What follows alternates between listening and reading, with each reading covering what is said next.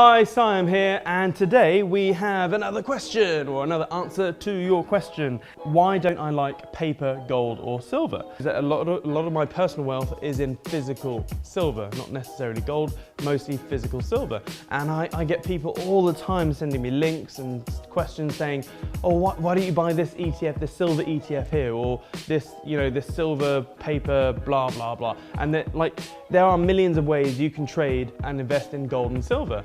But I'm an old-fashioned pirate, as it were, and there's a good old saying that if you can't hold it, you don't own it. We live in a world where, there are financial instruments all over the place, and everything is linked in, and everything is so intertwined, it's ridiculous. So what you find when you're looking at the gold and silver market is that you have the physical market and the paper market. So when you look at the gold and silver price, i.e. the spot price, that's the paper market. There are, I could talk for weeks about this, but just Google MF Global. So MF Global is one of the biggest bullion banks in the world. They went bust. People that had effectively paper bullion lost everything.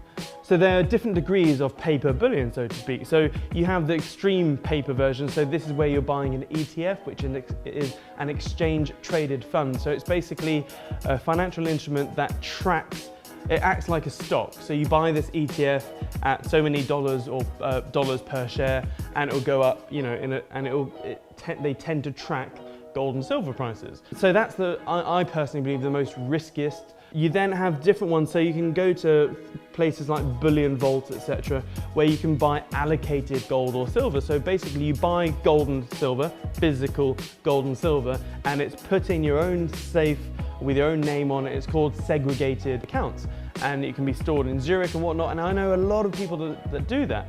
I'm quite worried for them, really, because when the shit hits the fan and gold and silver does its thing, and it's just a matter of time, it's not if, it's when, people that have these segregated accounts or even paper stuff, they're gonna get burned. And I've sort of been semi-vindicated recently, because Deutsche Bank have recently stopped paying out and giving access to people's gold.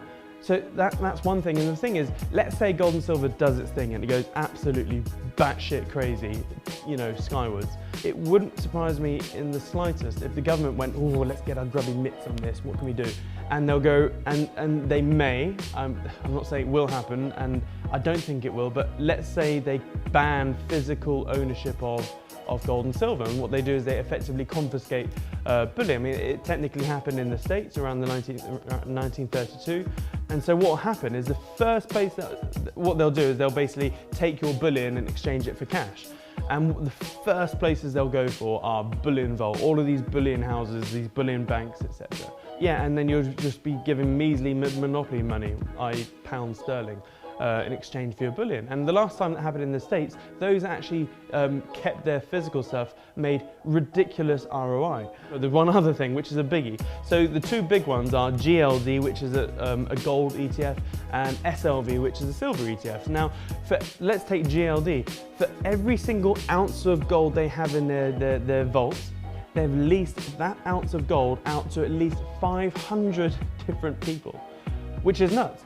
So there's it's more than that, but there's roughly 500 people out there thinking they own the same ounce of gold. So when it comes to, shit creek time and people start demanding delivery of their gold, there's going to be a default, because there's 500 people claiming one thing. The reserves are going down, yet the amount being leased out is going up, which is absolutely crazy. The gold and silver prices will no longer be done by Western markets, but it will shift over to the Shanghai markets. They're nearly all fully backed, and China are hoarding in as much gold and silver as possible. They are importing more bullion per month than the world produces per month.